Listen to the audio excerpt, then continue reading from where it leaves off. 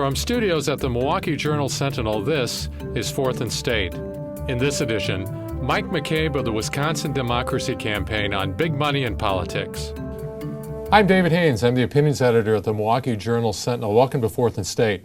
I'm joined today by Mike McCabe, who's the executive director of the Wisconsin Democracy Campaign, a group in Madison that's concerned about campaign finance and other issues related to elections. Mike, welcome. Good to be here. Thanks for being here. So let's look first at the election that just ended.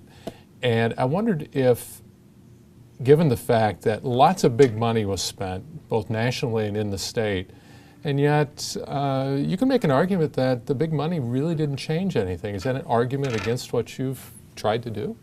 Well, you know, money works in a lot of different ways, you know, and obviously there's money that's tossed into election campaigning and it pays for a lot of advertising that aims to try to influence voters. I think a lot of that money ends up being wasted because the ads go into living rooms of people who are voters and non-voters alike. Karl Rove might think a lot of that money was wasted. Most people have made up their minds. They're trying to reach people who can actually be influenced.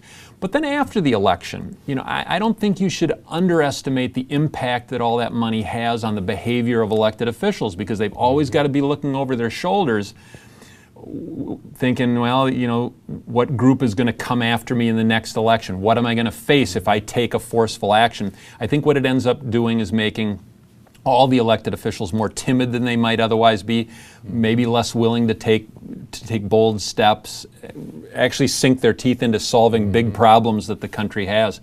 So I think the money works both in the elections themselves, but then it looms over decisions later. Sure. So what sorts of steps do you think ought to be taken in the wake of Citizens United, both at the state and federal level? Let's start with disclosure. The decision in 2010, Citizens United allowed for that, but yet nothing's happened yet. How would you see that getting put in place? Well, Citizens United said that there can be unlimited spending by corporations, unions, and other interest groups in elections.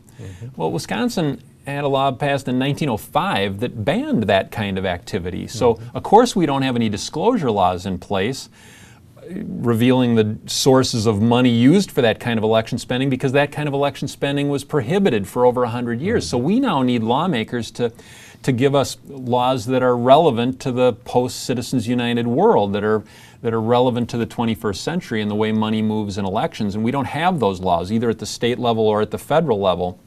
And that would be a huge step that could be taken, because we now have disclosure laws with gaping loopholes, and if wealthy donors want to remain anonymous, there are easy ways for them to keep that money secret. There's been an argument made by some who would oppose disclosure, that disclosure itself could tend to stifle the free speech right of that money.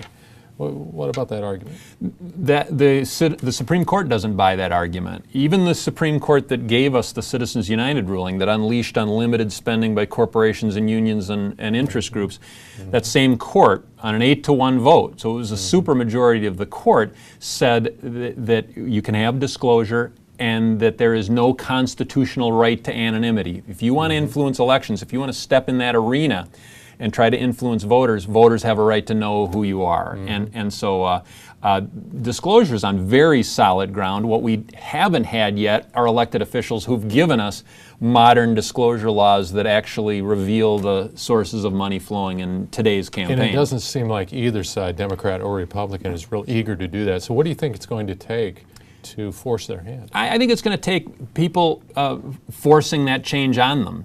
What you've got now are people who are fed up with all the ads. Their stomachs have been turned. They've endured an awful lot in these elections, and they're tired of it.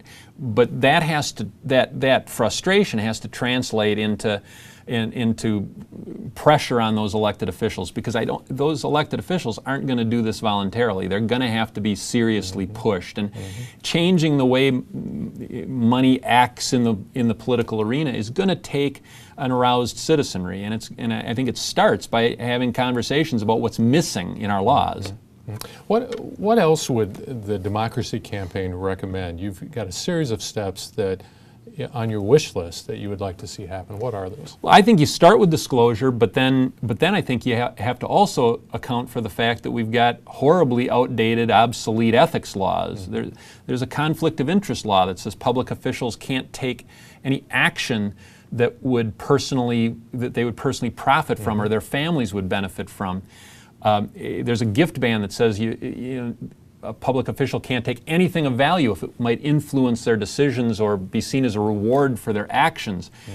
But those laws are silent on campaign contributions. And nowadays, in this day and age, what could be of greater value to your typical politician than a campaign donation? And you said you can buy a cup of coffee. You cannot buy a cup of coffee for a legislator, but you could write him a check for $500. Our ethics code looks pretty silly now because you can't buy a legislator a beer, you can't buy a public official a cup of coffee, but you can write out a huge check and hand it right to the official.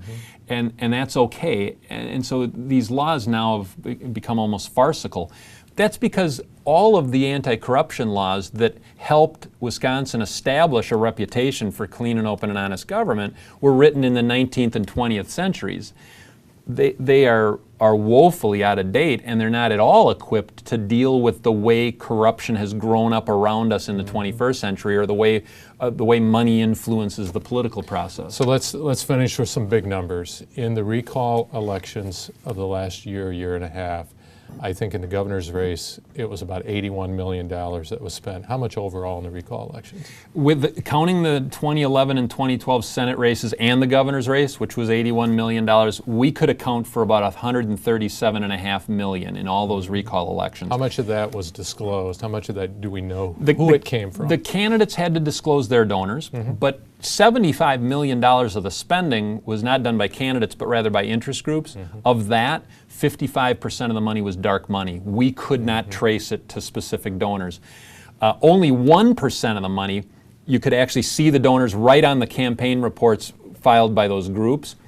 The rest of the money, it took a heck of a lot of work, turning over a lot of stones and sort of following a very circuitous path to eventually find the donors.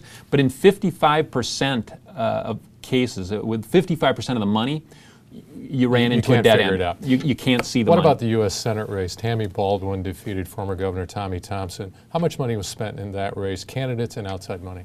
It's going to top $70 million. How much of it is dark money, do you think? And the majority of the money is actually dark money. In that case, you're seeing about $20 million worth of spending, a little bit over that by the candidates. They disclose their donors. But then you're talking 45 to 50 million or a little bit more by the time everything is accounted for by outside interest groups, and most of that money is dark money. So that's the most expensive U.S. Senate race we've ever seen in Wisconsin by a long shot. And in this race, the public was largely kept in the dark about who was actually behind all that advertising we had to endure. Well, Mike McCabe of the Wisconsin Democracy Campaign, thanks for being on 4th and State.